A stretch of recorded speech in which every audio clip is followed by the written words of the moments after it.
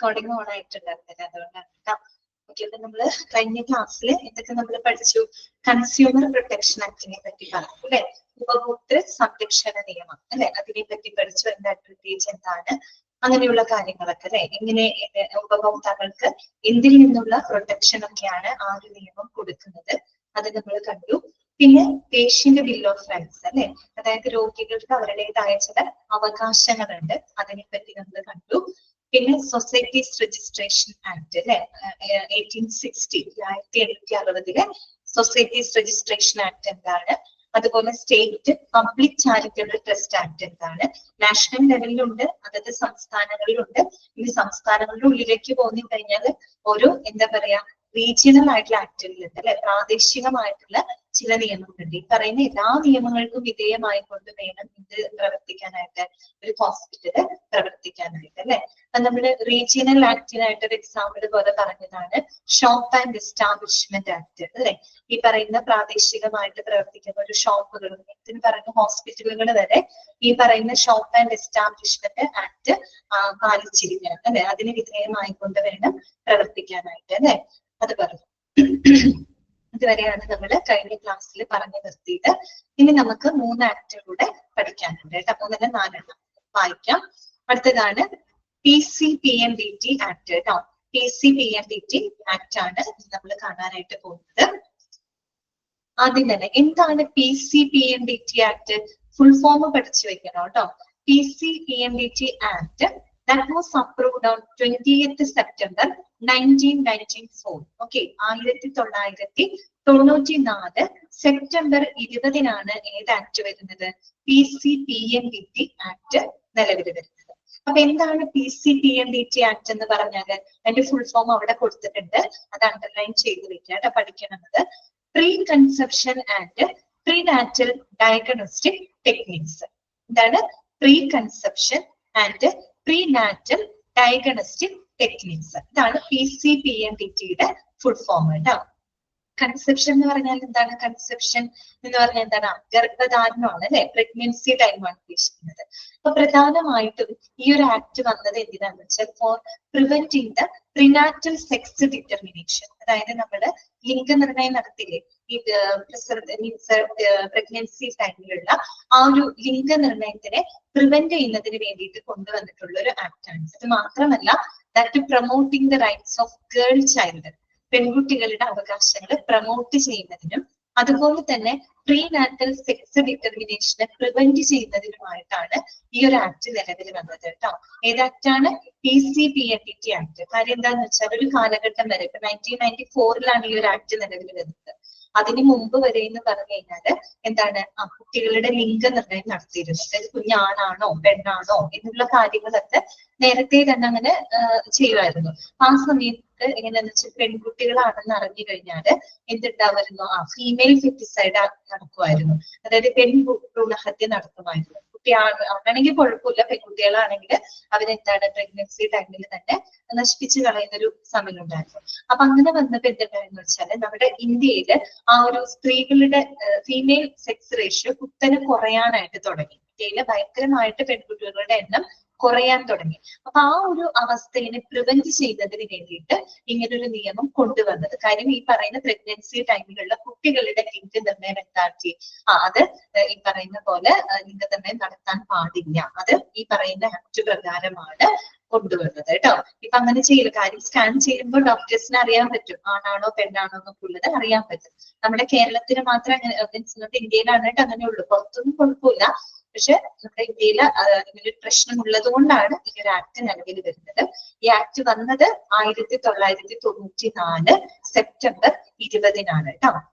അത്ര മാത്രമേ അതിനകത്ത് പഠിക്കാനുള്ളൂ. പിന്നെ അതിന്റെ ഫുൾ ഫോം നിങ്ങൾ പഠിച്ചു വെക്കുക കേട്ടോ. The pre conception and prenatal diagnostic techniques ബ്രാക്കറ്റിൽ കൊടുത്തിട്ടുണ്ട്. Prohibition of sex selection act, that means PCPNDT, is a statute approved to stop the female feticide that has resulted in declining female sex ratio in India. നമ്മുടെ ഇന്ത്യയിൽ ഈ പറയുന്ന female sex ratio കുത്തനെ കുറയാൻ കാരണമായിട്ടുള്ള ഒരു female ഫെറ്റിസൈഡ് അല്ലെ, പെൺഭ്രൂണ ഹത്യ തടയുന്നതിനായിട്ട് കൊണ്ടുവന്നിട്ടുള്ള act ആണ് pre conception and prenatal diagnostic techniques act 1994 September 20. Okay, ഇത് പഠിച്ചു വെക്കാം. അതിൽ നിങ്ങൾ പഠിക്കുക PCPNDT ഫുൾ ഫോം പഠിച്ചു വെക്കുക.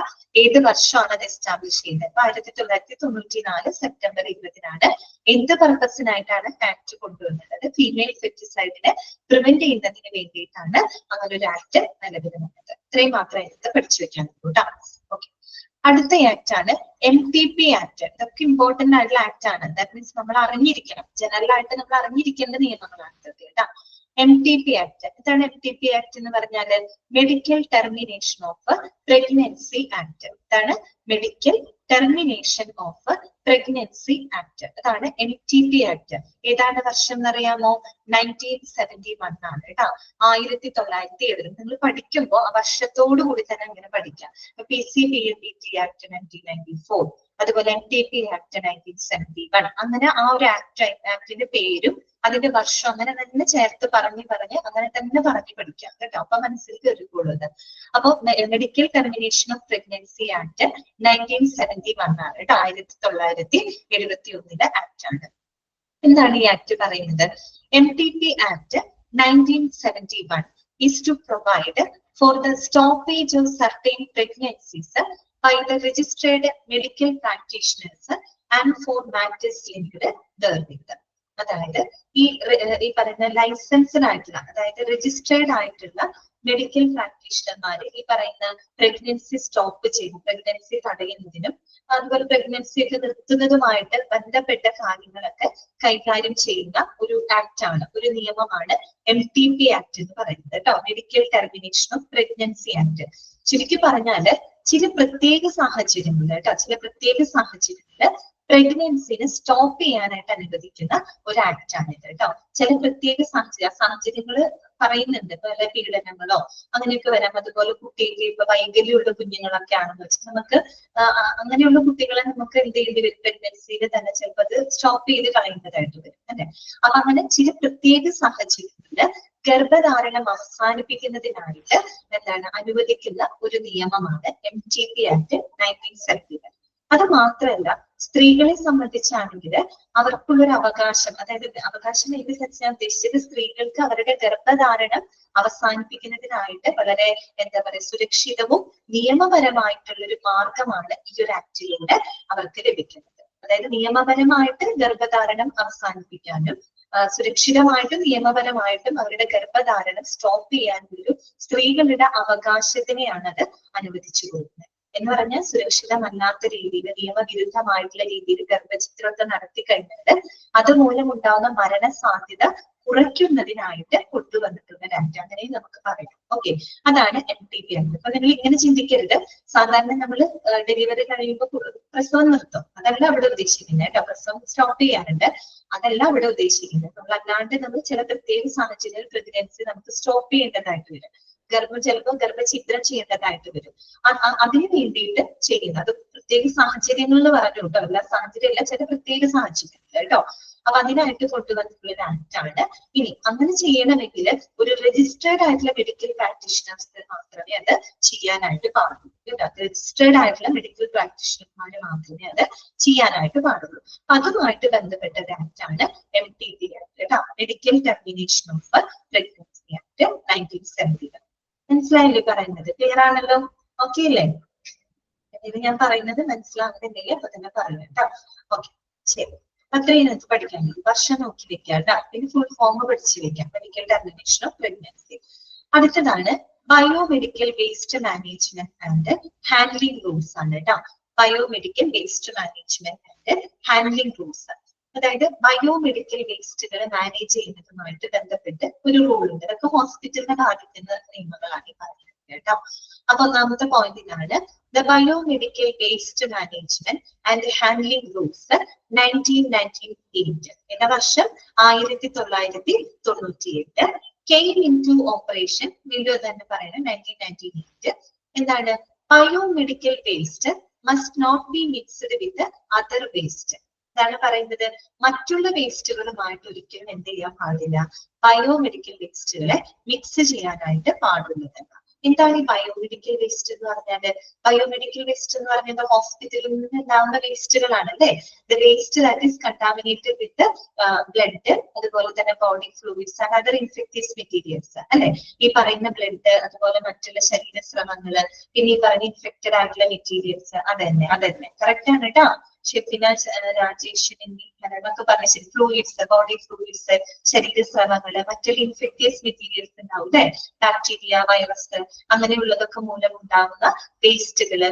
അതുപോലെ നമ്മൾക്ക് പറയാം പാത്തോളജിക്കൽ വേസ്റ്റുകളൊക്കെ പറയാം. പാത്തോളജിക്കൽ വേസ്റ്റ് എന്ന് പറഞ്ഞു കഴിഞ്ഞാല് ഈ പറയുന്ന നമ്മുടെ ഹ്യൂമൻ ടിഷ്യൂസ്, സെല്ലുകള്, അതന്നെ ഹ്യൂമൻ ടിഷ്യൂസ്, സെല്ലുകള്, പിന്നെ ഈ പറയുന്ന organs or body parts that remove during surgery അല്ലെ. സർജറി സമയത്ത് അല്ലെങ്കിൽ പോസ്റ്റ്മോർട്ടം ഒക്കെ ചെയ്യുന്ന സമയത്ത് റിമൂവ് ചെയ്യുന്ന ചില ബോഡി പാർട്സുകള്, ഓർഗൻസുകള് അല്ലെ, അതൊക്കെ പാത്തോളജിക്കൽ വേസ്റ്റ് ആണ്. പിന്നെ പറയാവുന്ന നമുക്ക് ഷാർപ്പ് വേസ്റ്റുകൾ വരും അല്ലെ. ഹോസ്പിറ്റലിൽ നിന്ന് ഷാർപ്പ് വേസ്റ്റ്, അത് തന്നെ കറക്റ്റ് ആണ്. അതായത് സിറിഞ്ച്, നീഡിലുകൾ, സ്കാൽപ്പൽസ്, അങ്ങനത്തെ വേസ്റ്റുകളൊക്കെ വരില്ലേ, അത് പറയാം. പിന്നെ നമുക്ക് പറയാവുന്നതാണ് ഫാർമസ്യൂട്ടിക്കൽ വേസ്റ്റ് പറയാം. ഫാർമസ്യൂട്ടിക്കൽ വേസ്റ്റുകള്, അത് തന്നെ കറക്റ്റ് ആണ് കേട്ടോ. സിസ്റ്റേഴ്സ് നിങ്ങളൊക്കെ പറയുന്നത് കറക്റ്റ് ആണ്, നിങ്ങൾക്ക് അറിയാവുന്ന കാര്യമാണ് അല്ലെ. ഫാർമസ്യൂട്ടിക്കൽ വേസ്റ്റുകൾ എക്സ്പയർഡ് ആയിട്ടുള്ള മരുന്നുകൾ ഉണ്ടായിരിക്കാം, ബാൻ ചെയ്തിട്ടുള്ള മരുന്നുകളായിരിക്കാം. അതുപോലെ ഈ പറയുന്ന കെമിക്കൽ വേസ്റ്റുകൾ വരാം. ലാബിൽ പരിശോധനയൊക്കെ നടത്തുമ്പോൾ ഒരുപാട് കെമിക്കൽസും റിയേജൻസുകളൊക്കെ നമ്മൾ ഉപയോഗിക്കുന്നുണ്ട്. അതിന്റെ വേസ്റ്റുകൾ വരാം. ന്യൂക്ലിയർ മെഡിസിൻ വേസ്റ്റുകൾ വരാം. അതന്നെ എന്താണ് രാജേഷ്? അതന്നെ അതെ, എക്സ്പയർഡ് ആയിട്ടുള്ള വേസ്റ്റുകൾ എല്ലാം ഉണ്ടാവും. ഇതെല്ലാം അടങ്ങുന്നതാണ് എന്ത്? ബയോമെഡിക്കൽ വേസ്റ്റ് എന്ന് പറയുന്നത്. അപ്പൊ ഇത്തരം ബയോമെഡിക്കൽ വേസ്റ്റുകൾ ഒരു കാരണവശാലും മറ്റുള്ള വേസ്റ്റുകളുമായിട്ട് എന്ത് ചെയ്യാനായിട്ട് പാടില്ല, മിക്സ് ചെയ്യാനായിട്ട് പാടുള്ളതല്ല. ഇതാണ് ആ ആക്ട് പ്രകാരം ആദ്യത്തെ ലക്ഷ്യം, അതാണ് കേട്ടോ. രണ്ടാമത്തെ പോയിന്റ് ഇതാണ്, biomedical waste must be stored out of containers or bags at the points of generation before its storage, transportation, treatment and disposal. അല്ലെ, അതായത് ഈ പറയുന്ന വേസ്റ്റുകൾ നമ്മൾ എവിടെ നിന്നാണോ അത് ജനറേറ്റ് ചെയ്യുന്നത്, എവിടെ നിന്നാണോ അത് പ്രൊഡ്യൂസ് ചെയ്യുന്നത്, ആ പോയിന്റിൽ വെച്ച് തന്നെ നമ്മൾ എന്ത് ചെയ്യണം, അതിന് സോർട്ട് ഔട്ട് ചെയ്യണം അല്ലെ. അതിന്റെ തര കറക്റ്റ് ആയിട്ട് അതന്നെ സെപ്പറേറ്റ് ബാഗിൽ അത് കറക്റ്റ് ആയിട്ട് അല്ലെങ്കിൽ അതായത് സെപ്പറേറ്റ് കണ്ടെയ്നറിലും ബാഗിലായിട്ട് നമ്മൾ അപ്പൊ തന്നെ എന്ത് ചെയ്യണം, സോർട്ട് ഔട്ട് ചെയ്യണം അല്ലെ.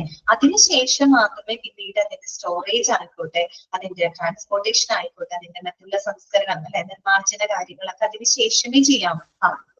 എന്ന് പറഞ്ഞാല് അത് എവിടെ നിന്നാണോ പ്രൊഡ്യൂസർ ജനറേറ്റ് ചെയ്യുന്ന ആ സ്പോട്ടിൽ വെച്ച് തന്നെ അതിനെ കറക്റ്റ് ആയിട്ട് സെപ്പറേറ്റ് കണ്ടെയ്നറിൽ ബാഗിലായിട്ട് നമ്മൾ സോർട്ട് ഔട്ട് ചെയ്തതിനു ശേഷം മാത്രമേ നമ്മൾ അതിനെ പിന്നീട് സ്റ്റോർ ചെയ്യാനും മറ്റുള്ള സ്ഥലത്തേക്ക് ട്രാൻസ്പോർട്ട് ചെയ്യാനും അതുപോലെ തന്നെ ഡിസ്പോസലൊക്കെ ചെയ്യാനായിട്ട് പാടുള്ളൂ. ഓക്കെ, ആ ഒരു ബയോമെഡിക്കൽ വേസ്റ്റേജിന്റെ ഡിസ്പോസലുമായിട്ട് ബന്ധപ്പെട്ട് അതും സുരക്ഷിതമായിട്ടുള്ള ഡിസ്പോസലുമായിട്ട് ബന്ധപ്പെട്ട ഒരു ആക്ടാണ് കേട്ടോ. അത് ക്ലിയർ ആയല്ലോ?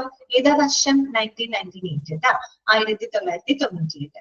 അടുത്തത് കേട്ടോ, അടുത്തൊരു ആക്ടോട് കൂടി നമുക്ക് ചാപ്റ്റർ അവസാനിക്കാണ്. ഏതാണ് ആ ആക്ട്?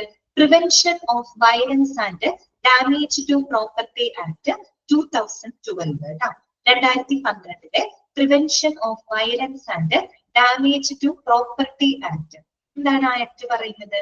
ആ പേര് കേൾക്കുമ്പോൾ തന്നെ നമുക്ക് മനസ്സിലാവും അല്ലെ.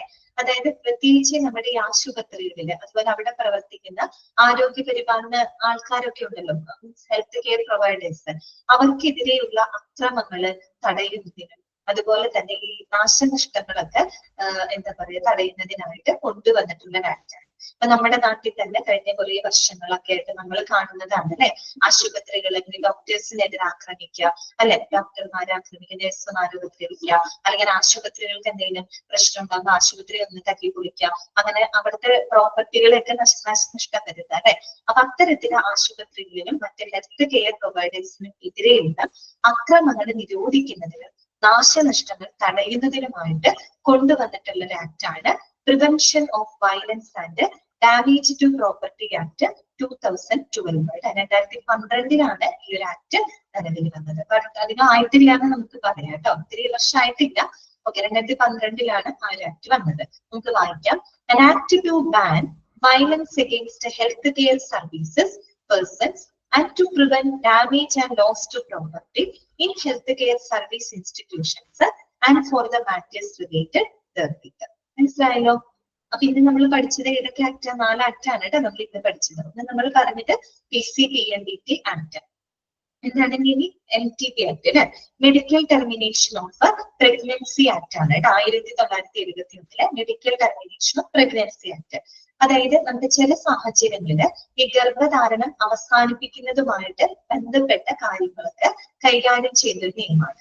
ചില സാഹചര്യങ്ങളിൽ ചില പ്രത്യേക സാഹചര്യം, പീഡനം മൂലം ചില ചെറിയ വയസ്സൊക്കെ കുറവുള്ള കുട്ടികളൊക്കെ പീഡനം മൂലം പ്രഗ്നന്റ് ആവാം, അങ്ങനത്തെ കേസുകളൊക്കെ നമ്മൾ കണ്ടിട്ടില്ലേ? അപ്പൊ അങ്ങനെയൊക്കെ വരുമ്പോൾ കോടതി തന്നെ അനുവദിച്ചു കൊടുക്കും ആ ഒരു പ്രഗ്നൻസി ഒക്കെ സ്റ്റോപ്പ് ചെയ്യാം. അതുപോലെ തന്നെ എന്താണ് ഈ പറയുന്ന വൈകല്യങ്ങളുള്ള കുട്ടികൾ ഉണ്ടാവുമല്ലോ, അപ്പൊ അതൊക്കെ നമുക്ക് സ്കാനിങ്ങിൽ അറിയുമ്പോൾ ഒരു കാരണവശാലും ആ കുട്ടീനെ ഡെലിവറി ചെയ്ത് കഴിഞ്ഞാൽ വേറെ രക്ഷയില്ല, അല്ലെങ്കിൽ അത് ബുദ്ധിമുട്ടാണ് എന്നുള്ള സാഹചര്യം നമുക്ക് നിയമപരമായിട്ട് എന്ത് ചെയ്യാം? അത്തരം പ്രഗ്നൻസി നമുക്ക് വേണ്ടാവുന്നതില്ല. അതാണ് ഞാൻ പറഞ്ഞത്.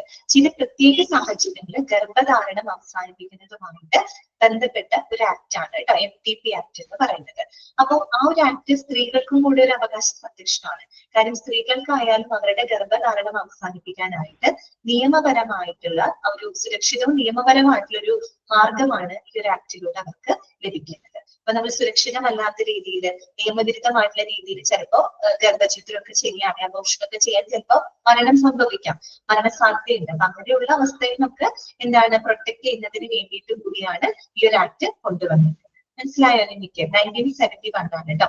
പക്ഷെ നിങ്ങൾ ഇങ്ങനെ ചിന്തിക്കരുത്, അത് സാധാരണ 2-3 ഡെലിവറി ഒക്കെ കഴിഞ്ഞ് എന്ത് ചെയ്യും?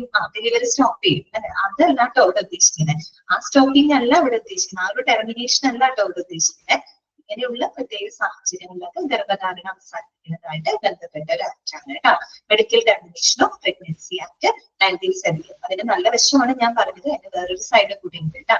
ഓക്കെ, ക്ലിയർ ആയല്ലോ? അപ്പൊ 4 കാര്യങ്ങൾ. PCPNDT ആക്ട് ചെയ്ത വർഷം 1994 സെപ്റ്റംബർ 20. അതെന്തിനാന്ന് മനസ്സിലായല്ലോ? അതായത് ലിംഗനിർണയം എന്താ പറയുക നിരോധിക്കുന്നതിനായിട്ടുള്ള ആക്ട് ആണ്. അതിന്റെ ഒരു കാരണമുണ്ട്. കാര്യം അന്ന് പെൺഭ്രൂണഹത്യ ഭയങ്കരമായിട്ട് വർദ്ധിച്ചു. അപ്പൊ ആ ഒരു സാഹചര്യം കുറയ്ക്കുന്നതിന് വേണ്ടിയിട്ടാണ് അങ്ങനെ ഒരു ആക്ട് കൊണ്ടുവന്നത് കേട്ടോ. പിന്നെ MTP ആക്ട് നമ്മൾ പറഞ്ഞു 1971, biomedical waste management act 1998, then 2012 prevention of violence and damage to property act. Okay, ഇതോടുകൂടി നമ്മുടെ എത്തിക്കൽ ആൻഡ് ലീഗൽ ഇഷ്യൂസ് എന്ന് പറയുന്ന ചാപ്റ്റർ ഇവിടെ അവസാനിക്കാം കേട്ടോ. വലിയ കുഴപ്പമില്ലാത്ത ചാപ്റ്റർ ആണ്. പിന്നത്തെ എന്താ നമ്മൾ പഠിച്ചത്? എത്തിക്കൽ സൈഡ് മനസ്സിലാക്കി അല്ലെ, എത്തിക്സ് എന്താന്ന് മനസ്സിലാക്കി, ലീഗൽ വശങ്ങൾ എന്താന്ന് മനസ്സിലാക്കി. ഒരു ഹോസ്പിറ്റലിനെ സംബന്ധിച്ചിടത്തോളം എത്തിക്കൽ ലീഗൽ സൈഡ് എന്താ പറയാ അറിഞ്ഞിരിക്കേണ്ടതിന്റെ ആ ഒരു നെസസിറ്റി അല്ലെ, അതിന്റെ ഒരു ആവശ്യകത നമ്മൾ കൃത്യമായിട്ട് മനസ്സിലാക്കി. പിന്നെ നമ്മൾ മെഡിക്കോ ലീഗൽ കേസുകൾ എന്താണ് അല്ലെ, MLC നിങ്ങൾ മെഡിക്കോ ലീഗൽ കേസ് എന്ന് കേൾക്കുമ്പോൾ നിങ്ങൾക്ക് മനസ്സിലാവണം എന്താണെന്നുള്ളത്. അപ്പൊ അതിന് കുറച്ച് എക്സാമ്പിളുകളൊക്കെ നമ്മൾ കണ്ടു. പിന്നെ നമ്മളൊരു 10 നിയമങ്ങൾ അല്ലെ, 10 ലോകൾ നമ്മൾ പഠിച്ചിരുന്നു. പിന്നെ എന്താണ് നമ്മൾ പിന്നെ പറഞ്ഞത്? ടോർട്ട് അല്ലെ, ടോർട്ട് നിയമത്തെ പറ്റി കണ്ടു. പിന്നെ കൺസ്യൂമർ പ്രൊട്ടക്ഷൻ ആക്ട്, പിന്നെ സൊസൈറ്റീസ് രജിസ്ട്രേഷൻ ആക്ട്, പിന്നെ നമ്മൾ പറഞ്ഞ ഈ MTP ആക്ട്, PCPNDT ആക്ട്, പിന്നെ biomedical waste, prevention of violence, ഇങ്ങനെയുള്ള ആക്ടുകൾ നമ്മൾ പഠിച്ചു. ഓക്കെ, കുഴപ്പമില്ലല്ലോ. വർഷങ്ങളൊക്കെ ഇമ്പോർട്ടന്റ് ആണ് കേട്ടോ, അതൊക്കെ ഒന്ന് നോട്ട് ചെയ്ത് പഠിക്കാം. അങ്ങനെയാണെങ്കിൽ നമുക്ക് ഈ ചാപ്റ്ററിൽ വേറെ പ്രശ്നങ്ങളൊന്നും ഇല്ലല്ലോ. ഓക്കെ ആണ്. അങ്ങനെയാണെങ്കിൽ നമുക്ക് അടുത്ത ചാപ്റ്റർ തുടങ്ങാം കേട്ടോ. നെക്സ്റ്റ് ചാപ്റ്റർ ഇതാണ് മെഡിക്കൽ റെക്കോർഡ്സ് ആയിട്ടോ. എത്രാമത്തെയാണ്? എനിക്ക് 6ാമത്തെ ചാപ്റ്റർ ആണ് തോന്നുന്നു കേട്ടോ.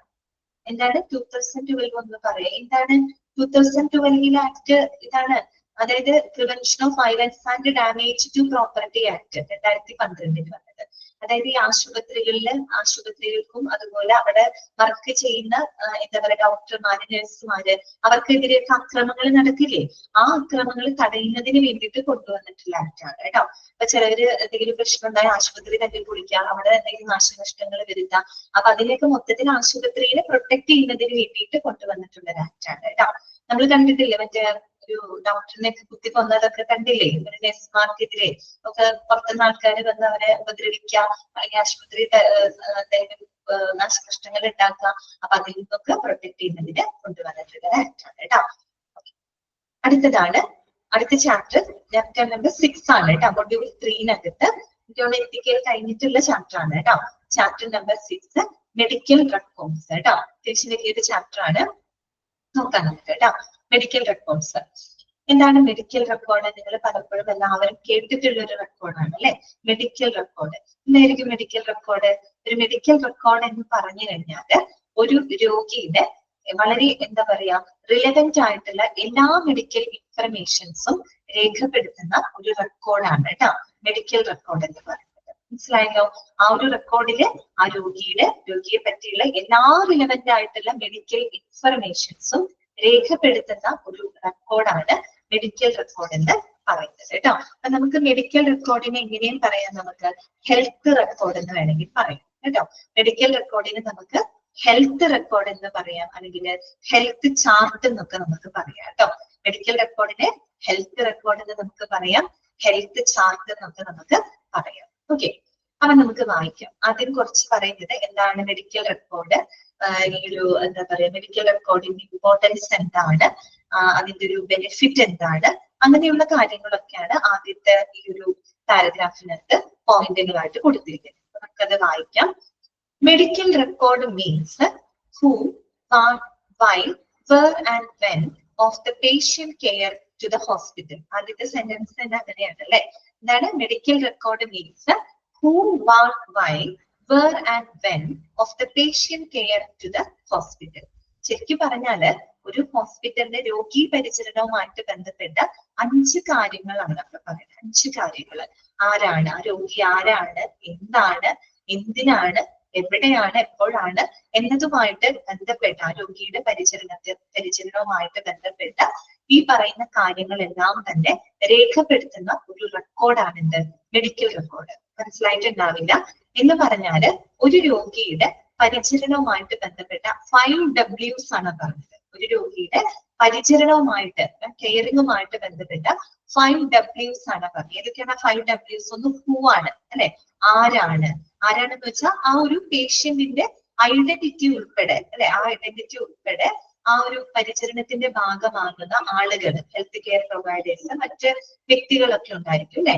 അപ്പൊ അവരുടെ ആ ഒരു ഐഡന്റിറ്റി ബാക്ക്ഗ്രൗണ്ട് ഉൾപ്പെടുന്ന കാര്യങ്ങളാണ് ഹൂ എന്ന് പറയുന്നത്. ആരാണ് ആ രോഗി, ആരാണ് എന്ന് വെച്ചാൽ അവരുടെ പേര് അല്ലെ, അവരുടെ ജെൻഡർ ഐഡന്റിറ്റി, അവരുടെ അഡ്രസ്സ്, അല്ലെ ഏത് ലൊക്കേഷനിലാണ് വരുന്നത്, അപ്പൊ എന്നതുമായിട്ട് ബന്ധപ്പെട്ട അയാളുടെ ഐഡന്റിറ്റിയുമായിട്ട് ബന്ധപ്പെട്ട എല്ലാ കാര്യങ്ങളും രേഖപ്പെടുത്തുക. അത് മാത്രം ആ വ്യക്തിയുടെ മാത്രമല്ല കേട്ടോ, ആ രോഗിക്ക് പരിചരണം കൊടുക്കുന്ന ഡോക്ടേഴ്സ് ഉണ്ടായിരിക്കാം, നഴ്സുമാരുണ്ടായിരിക്കാം, മറ്റ് പറയുന്ന മെഡിക്കൽ സ്റ്റാഫുകളൊക്കെ ഉണ്ടായിരിക്കാം. അപ്പൊ അവരുടെ എല്ലാവരുടെ ഐഡന്റിറ്റി ആയിട്ട് ബന്ധപ്പെട്ട കാര്യങ്ങളാണ് ആ ഒരു ഹൂവിനകത്ത് ഉൾപ്പെടുത്തുന്നത് അല്ലെ, ആരാണ് എന്നുള്ളത്. അപ്പൊ ആദ്യത്തെ W അതാണ്. പിന്നെന്താണ് വാട്ട്, എന്താണെന്ന് വെച്ച് കഴിഞ്ഞാല് എന്തൊക്കെ ട്രീറ്റ്മെന്റുകളാണ് ആ രോഗിക്ക് കൊടുക്കുന്നത്, അല്ലെങ്കിൽ എന്തൊക്കെ മെഡിസിൻസ് ആണ് അവർക്കായിട്ട് പ്രിസ്ക്രൈബ് ചെയ്യുന്നത്, എന്തെല്ലാം പ്രൊസീജിയറുകളാണ്, എന്തെല്ലാം നടപടിക്രമങ്ങളാണ് അവർക്കായിട്ട് ഇൻട്രൊഡ്യൂസ് ചെയ്യുന്നത് എന്നുള്ള കാര്യങ്ങളൊക്കെ ഈ റെക്കോർഡിനകത്ത് കൃത്യമായിട്ട് രേഖപ്പെടുത്തും. അതാണ് വാട്ട്, എന്തൊക്കെ കാര്യങ്ങളാണ് അവർക്കായിട്ട് ചെയ്യുന്നത് എന്നുള്ളത്. അല്ലെങ്കിൽ എന്ത് രോഗമാണ് അവർക്ക് അല്ലെ, എന്ത് രോഗമാണ്, അല്ലെങ്കിൽ ആ രോഗനിർണയം അല്ലെ, എന്ത് രോഗമാണ്, എന്തൊക്കെ രോഗലക്ഷണങ്ങളാണ്, എന്തൊക്കെ മെഡിസിൻസും ട്രീറ്റ്മെന്റുകളുമാണ് അവർക്കായിട്ട് പ്രൊവൈഡ് ചെയ്യുന്നത് എന്നുള്ള കാര്യങ്ങളും നമ്മൾ ആ റെക്കോർഡിനകത്ത് കൃത്യമായിട്ട് രേഖപ്പെടുത്തും. അതാണ് വാട്ട്, രണ്ടാമത്തെ W. മൂന്നാമത്തെ എന്താണ് വൈ, എന്തുകൊണ്ടാണ് ആ രോഗിയെ ആ ഒരു ഹോസ്പിറ്റലിൽ പ്രവേശിപ്പിച്ചത് അല്ലെ, എന്ത് കാരണം കൊണ്ടാണ് അല്ലെ, എന്ത് സാഹചര്യം കൊണ്ടാണ് ആ ഒരു രോഗിയെ ആ ഒരു ഹോസ്പിറ്റലിൽ പ്രവേശിപ്പിക്കുന്നത്. ആ ഒരു രോഗനിർണയം, അതിന്റെയൊക്കെ കാരണങ്ങൾ കൃത്യമായിട്ട് മെഡിക്കൽ റെക്കോർഡിനകത്ത് രേഖപ്പെടുത്തും. അതാണ് വൈ. ഓക്കെ, പിന്നെ എന്താണ് വേർ, എവിടെയെന്ന് വെച്ച് കഴിഞ്ഞാല് ആ ഒരു എന്താ പറയാ ഡിപ്പാർട്ട്മെന്റ്, ആശുപത്രി ഡിപ്പാർട്ട്മെന്റ് ഉൾപ്പെടുന്ന ആ റൂമുകള്, അല്ലെങ്കിൽ എവിടെയാണ് ആ രോഗിയെ പരിചരിക്കുന്നത്, ആ ഒരു എന്താ പറയാ പരിചരണത്തിന്റെ സ്ഥാനമാണ് അവിടെ ഉദ്ദേശിക്കുന്നത്. അതായത് ആ ഒരു രോഗിയെ എവിടെയാണ് പരിചരിക്കുന്നത്, കാഷ്വാലിറ്റിയിലാണോ, അതോ ICUവിലാണോ, അല്ലെങ്കിൽ ഓപ്പറേഷൻ തിയേറ്ററിലാണോ, വാർഡിലാണോ, റൂമിലാണോ. അപ്പൊ ആ ഒരു ആശുപത്രി ഡിപ്പാർട്ട്മെന്റ് ഉൾപ്പെടുന്ന റൂമുകൾ അല്ലെ, ആ റൂം എവിടെയാണ് അവർക്ക് പരിചരണം കൊടുക്കുന്നത്, ആ പരിചരണത്തിന്റെ സ്ഥാനമാണ് അവർ ഉദ്ദേശിക്കുന്നത്. അപ്പൊ അതുമായിട്ട് ബന്ധപ്പെട്ട കാര്യങ്ങൾ ആ റെക്കോർഡിനകത്ത് എന്തായിരിക്കും. ഓക്കെ, പിന്നെ എന്താണ് വെന്, എപ്പോഴാണ്, അതായത് എപ്പോഴൊക്കെയാണ് ഈ ഒരു രോഗിക്ക് ട്രീറ്റ്മെന്റുകൾ കൊടുക്കുന്നത്, അല്ലെങ്കിൽ എപ്പോഴൊക്കെയാണ് അവർക്ക് മരുന്നുകൾ കൊടുക്കുന്നത്, പ്രൊസീജിയറുകൾ നടത്തുന്നത് എന്നതിന്റെയൊക്കെ ആ ഒരു ടൈം ആൻഡ് ഡേറ്റ് അല്ല, ആ ഒരു സമയം, ഏത് സമയത്താണ് അവർക്ക് കൊടുക്കുന്നത്, ഏത് തീയതിയിലാണ്, ഏത് ദിവസമാണ് അത് ആ ഒരു പ്രൊസീജിയർ അവർക്ക് ചെയ്യുന്നത്. അപ്പൊ എന്നതുമായിട്ട് ബന്ധപ്പെട്ട കാര്യങ്ങളും ആ ഒരു റെക്കോർഡിനകത്ത് എന്ത് ചെയ്ത് വെക്കും, ഡോക്യുമെന്റ് ചെയ്ത് വെക്കും. അപ്പൊ നോക്കിക്കേ, ഈ 5 കാര്യങ്ങൾക്ക് ഉത്തരങ്ങളായി കഴിഞ്ഞാൽ ആ രോഗിയുടെ പരിചരണവുമായിട്ട് ബന്ധപ്പെട്ട ഫുൾ ഡീറ്റെയിൽസ് ആയി കഴിഞ്ഞു അല്ലെ. ആരാണ്, എന്താണ്, എന്തിനാണ്, എവിടെയാണ്, എപ്പോഴാണ് എന്നുള്ളതിനൊക്കെ ആൻസർ കണ്ടെത്തി കഴിഞ്ഞാല് ആ രോഗിയുടെ പരിചരണവുമായിട്ട് ബന്ധപ്പെട്ട എല്ലാ വിശദ വിവരങ്ങളും നമുക്ക് അതിലൂടെ ലഭിക്കുക അല്ലെ. അപ്പൊ അതാണ് പറയുന്നത്. അപ്പൊ ഇത്രയും കാര്യങ്ങൾ രേഖപ്പെടുത്തുന്നത്, അതാണ് ഞാൻ തുടക്കം പറഞ്ഞത്, ഒരു രോഗിയുടെ ഹെൽത്തുമായിട്ട് ബന്ധപ്പെട്ട എല്ലാ വിശദ വിവരങ്ങളും രേഖപ്പെടുത്തുന്ന ഒരു എന്താ പറയുക റെക്കോർഡാണ് കേട്ടോ മെഡിക്കൽ റെക്കോർഡിലൂടെ ഉദ്ദേശിക്കുന്നത്. ക്ലിയർ ആയോ പറഞ്ഞത്? Medical record means who, what, why, where and when of patient care to the hospital. അതായത് രോഗിയുടെ പരിചരണവുമായിട്ട് ബന്ധപ്പെട്ട 5 Ws ആണ് കേട്ടോ പറഞ്ഞത്. 5 Ws. അടുത്തത് it is a legal record. എന്താണ്? It is a legal record. അത് ശരിക്കും പറഞ്ഞാല് മെഡിക്കൽ റെക്കോർഡ് എന്ന് പറയുന്നത് ഒരു നിയമപരമായിട്ടുള്ള ഒരു റെക്കോർഡാണ് കേട്ടോ. ഒരു ലീഗൽ റെക്കോർഡാണ്. കാര്യം എന്താന്ന് വെച്ചാല് ഈ കോടതിയിൽ വല്ല കേസുകൾ കാര്യങ്ങൾ, ഇപ്പൊ മെഡിക്കോ ലീഗൽ കേസ് നമ്മൾ പഠിച്ചില്ലേ, എത്തിക്സിൽ പഠിച്ചില്ലേ, മെഡിക്കൽ ലീഗൽ കേസുകളൊക്കെ വരികയാണെങ്കിൽ അതിനൊരു എവിഡൻസ് ആണ് പറയുന്നത് മെഡിക്കൽ റെക്കോർഡ്. കാരണം അതിനകത്ത് എല്ലാ കാര്യങ്ങളും രേഖപ്പെടുത്തിയിട്ടുണ്ടാവും. ആ ഒരു സൈഡിലൂടെയൊക്കെ നോക്കുകയാണെങ്കിൽ അതൊരു ലീഗൽ റെക്കോർഡാണ്. മാത്രമല്ല ഈ ഒരു റെക്കോർഡ് എന്ന് പറഞ്ഞാൽ വെറും ഒരു റെക്കോർഡ് നമുക്ക് പറയാൻ പറ്റില്ല. കൃത്യമായിട്ടുള്ള നിയന്ത്രണങ്ങള് അതുപോലെ തന്നെ നിയമങ്ങളൊക്കെ പാലിച്ചുകൊണ്ടുള്ളൊരു റെക്കോർഡാണ്. Okay, it is controlled by the law. ഒരു നിയമപ്രകാരം തന്നെ സൂക്ഷിക്കേണ്ട ഒരു റെക്കോർഡാണിത്. അപ്പൊ ആ ഒരു കാരണം കൊണ്ട് it is a legal record തന്നെ നമുക്ക് പറയാം. അതൊരു നിയമപരമായിട്ടുള്ള റെക്കോർഡാണ്. Okay, medical record is a legal record. അതൊരു ഇമ്പോർട്ടന്റ് പോയിന്റ് ആണ് കേട്ടോ, അത് ഓർത്ത് വെക്കാം. അടുത്തത് നോക്കുക, medical records favours patient, consultants, hospital staff and hospital അല്ലെ. ഒരു മെഡിക്കൽ റെക്കോർഡ് എന്ന് പറഞ്ഞു കഴിഞ്ഞാല് അത് രോഗികൾക്കായാലും അവിടുത്തെ ഡോക്ടേഴ്സിനായാലും അല്ലെ, അവര് കൺസൾട്ടൻസിനായി കഴിഞ്ഞാലും മറ്റുള്ള ഹോസ്പിറ്റൽ സ്റ്റാഫുകൾക്കായാലും ചുരുക്കി പറഞ്ഞ മൊത്തത്തിൽ ആശുപത്രിക്ക് തന്നെ ഏറ്റവും അനുകൂലമായിട്ടുള്ള, അവർക്ക് ഏറ്റവും ഹെൽപ്ഫുൾ ആയിട്ടുള്ള ഒരു റെക്കോർഡാണ് ഇത് മെഡിക്കൽ റെക്കോർഡ്. ശരി, ഇതെല്ലാവർക്കും ഒരുപോലെ എന്താണ് ഉപയോഗപ്രദമായിട്ടുള്ള വളരെ എന്താ പറയുക ഹെൽപ്ഫുൾ ആയിട്ടുള്ള ഒരു റെക്കോർഡാണ് അല്ലെ മെഡിക്കൽ റെക്കോർഡ്. കാരണം പേഷ്യൻസിനെ സംബന്ധിച്ച് അവരുടെ വിവരങ്ങളൊക്കെ അതിനകത്ത് ഉണ്ടാവും. ഒരു ഡോക്ടർ ഒരു രോഗിയെ ചികിത്സിക്കുന്ന ഡോക്ടർക്കാണെങ്കിൽ ആ ഡോക്ടർക്ക് കറക്റ്റ് ആയിട്ട് ആ രോഗിയുടെ കാര്യങ്ങൾ മോണിറ്റർ ചെയ്യാനായിട്ട് ആ റെക്കോർഡിൽ നോക്കിയാൽ മതി അല്ലെ. അതുപോലെ മറ്റുള്ള ഹോസ്പിറ്റൽ സ്റ്റാഫുകൾക്കായാലും അവരുടെ കാര്യങ്ങൾ ചെയ്യണമെങ്കിൽ അവർക്ക് ആ മെഡിക്കൽ റെക്കോർഡ് പരിശോധിച്ച് കറക്റ്റ് കംപ്ലീറ്റ് കാര്യങ്ങൾ അവർക്ക് അതിലൂടെ മനസ്സിലാവും. അപ്പൊ ആ രീതിയിൽ അത് വളരെ ഹെൽപ്ഫുൾ ആയിട്ടുള്ള ഒരു റെക്കോർഡാണ് കേട്ടോ. പിന്നെ പറയുന്നതാണ് the legal aspects includes requirements and principles related to making the medical record, including its content, using and restraining the record, maintaining it, obtaining it and releasing information from it. എന്താണ് പറയുന്നത്? Legal വശങ്ങൾ അല്ലെ. ഒരു medical റെക്കോർഡിന്റെ എന്ന് പറഞ്ഞു legal റെക്കോർഡാണ് നമ്മൾ പറഞ്ഞത്. അപ്പൊ ഈ ലീഗൽ വശങ്ങള് എന്തെല്ലാം കാര്യങ്ങളാണ് ഉൾപ്പെടുത്തുന്നത്? ഒരു മെഡിക്കൽ റെക്കോർഡ് എന്താ പറയാ ആ ഒരു മേക്കിംഗ് അല്ലെ, ആ ഒരു മെഡിക്കൽ റെക്കോർഡ് ഉണ്ടാക്കുന്നതുമായിട്ട് ബന്ധപ്പെട്ട എല്ലാ നിയമങ്ങളും എല്ലാ പ്രിൻസിപ്പിൾസും എല്ലാ റിക്വയർമെന്റ്സും അടങ്ങുന്നതാണ് അതിന്റെ ലീഗൽ സൈഡ് എന്ന് പറയുന്നത് അല്ലെ. അതിന്റെ നിയമപരമായിട്ടുള്ള വശങ്ങൾ എന്ന് പറഞ്ഞാല് അതിനകത്ത് ആ ഒരു മെഡിക്കൽ റെക്കോർഡ് നിർമ്മിക്കുന്നതുമായിട്ട് ബന്ധപ്പെട്ട എല്ലാ പ്രിൻസിപ്പിൾസും എല്ലാ റിക്വയർമെന്റ്സും അടങ്ങുന്നതാണ് അതിന്റെ നിയമപരമായിട്ടുള്ള വശം എന്നതുകൊണ്ട് ഉദ്ദേശിക്കുന്നത്. അതിനകത്ത് നമ്മൾ പറഞ്ഞല്ലോ മെഡിക്കൽ റെക്കോർഡിന്റെ മേക്കിങ്ങുമായിട്ട് ബന്ധപ്പെട്ട എല്ലാ കാര്യങ്ങളും എന്ന് പറഞ്ഞു. അപ്പൊ എന്തൊക്കെ കാര്യങ്ങളാണ്? ഇൻക്ലൂഡിങ് ഇറ്റ്സ് കണ്ടന്റ് അല്ല, മെഡിക്കൽ റെക്കോർഡിൽ ഉൾപ്പെടുത്തേണ്ട കണ്ടന്റുകൾ അല്ലെ, കണ്ടന്റുകൾ എന്തൊക്കെയാണ്?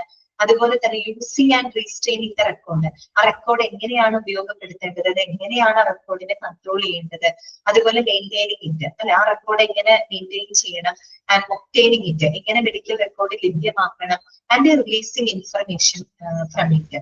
അതുപോലെ മെഡിക്കൽ റെക്കോർഡ്സിൽ നിന്ന് വിവരങ്ങൾ എങ്ങനെയൊക്കെയാണ് വിവരങ്ങൾ പുറത്ത് റിലീസ് ചെയ്യേണ്ടത്. ഇങ്ങനെയൊക്കെ ഈ പറയുന്ന എല്ലാ കാര്യങ്ങളുമായിട്ട് ബന്ധപ്പെട്ട ചുരുക്കി പറഞ്ഞാൽ മെഡിക്കൽ റെക്കോർഡിന്റെ മേക്കിങ്ങുമായിട്ട് ബന്ധപ്പെട്ട എല്ലാ പ്രിൻസിപ്പിൾസും റിക്വയർമെന്റ്സും ഒക്കെ ഉൾപ്പെടുന്നതാണ് അതിന്റെ ലീഗൽ ആസ്പെക്ട് എന്ന് പറയുന്നത്. ചുമ്മാ അതൊരു ജനറൽ ആയിട്ടുള്ള ഒരു കാര്യമാണ് പറഞ്ഞത്. അത് വേറെ വലിയ പോയിന്റ് ഒന്നുമില്ല.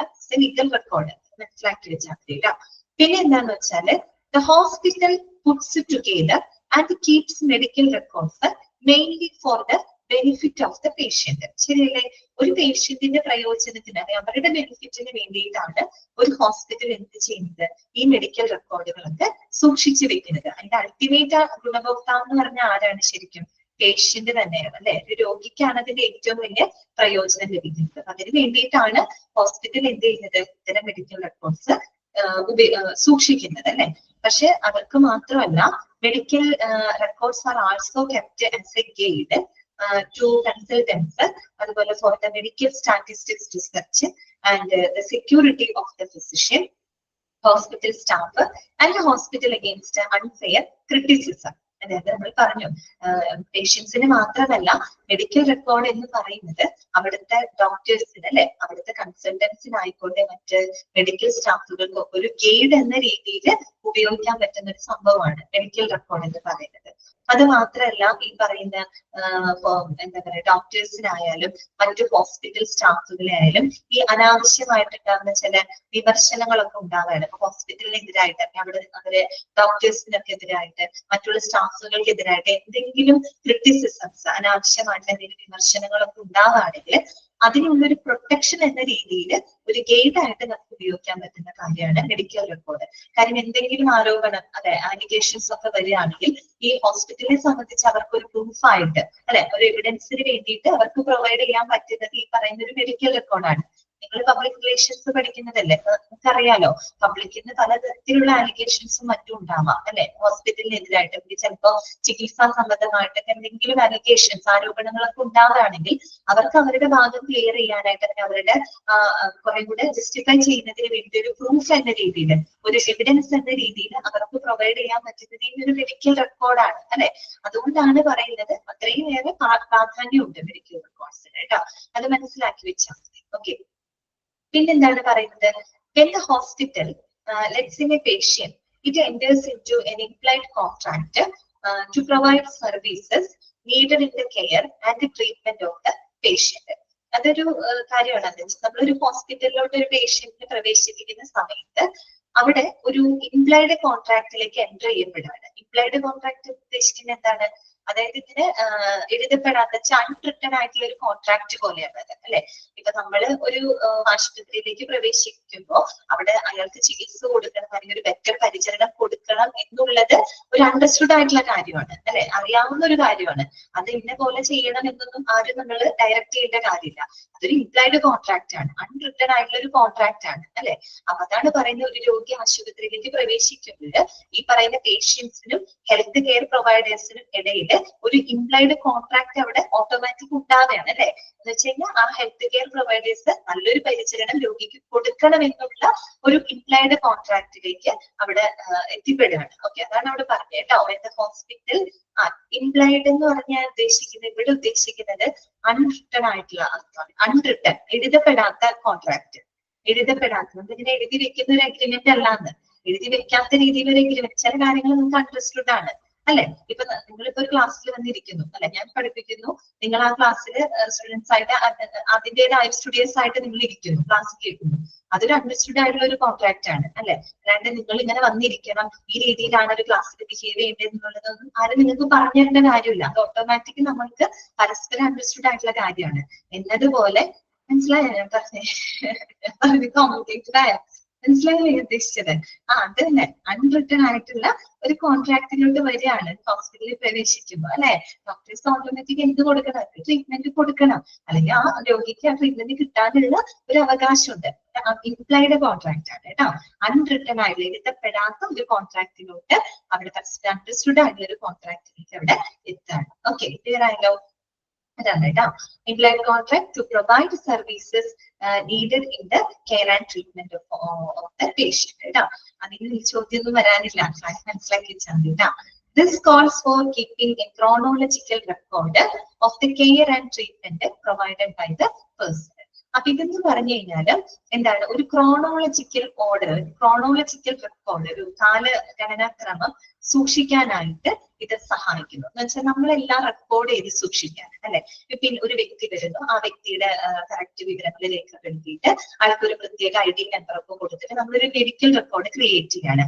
ആ മെഡിക്കൽ റെക്കോർഡിൽ ആ പേഷ്യന്റിന് എന്തൊക്കെ ട്രീറ്റ്മെന്റുകൾ കൊടുക്കുന്നുണ്ട് അത് കൃത്യമായിട്ട് നമ്മൾ ടൈമും ഡേറ്റും അടക്കം അതിനകത്ത് രേഖപ്പെടുത്തി വെക്കും. അപ്പൊ അത് നമുക്ക് എന്താണ്, ഒരു ക്രോണോളജിക്കൽ റെക്കോർഡ് കൂടിയാണ് അല്ലെ.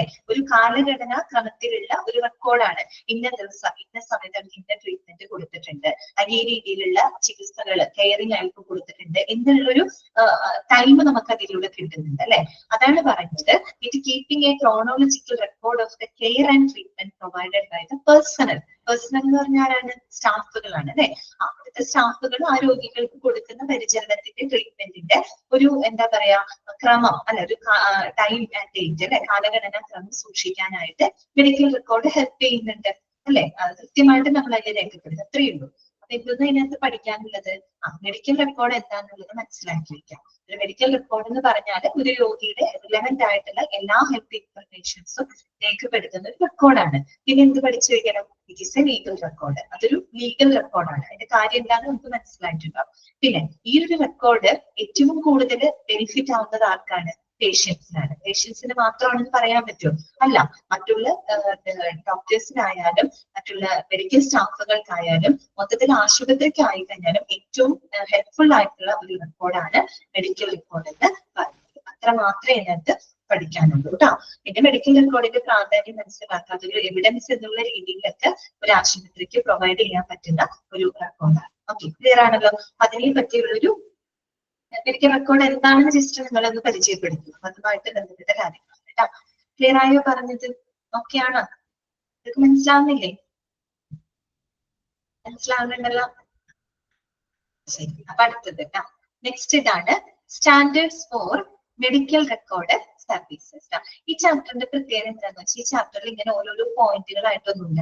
നമ്മളിങ്ങനെ മൊത്തത്തിൽ ഒരു കഥ പോലെ കാര്യങ്ങളൊക്കെ നമ്മൾ അങ്ങനെ മനസ്സിലാക്കി വരില്ലേ, അങ്ങനെയുള്ളൊരു ചാപ്റ്റർ ആണ് കേട്ടോ. അല്ലാണ്ട് ഇതിൽ ഇങ്ങനെ ഒരുപാട് ഇപ്പൊ മറ്റേ എത്തിക്സ് ഒക്കെ പഠിച്ച പോലെ ഓരോ ലോ പഠിക്കണം, അതിന്റെ വർഷം പഠിക്കണം, ആ രീതിയിലുള്ള ഒരു ചാപ്റ്റർ അല്ല.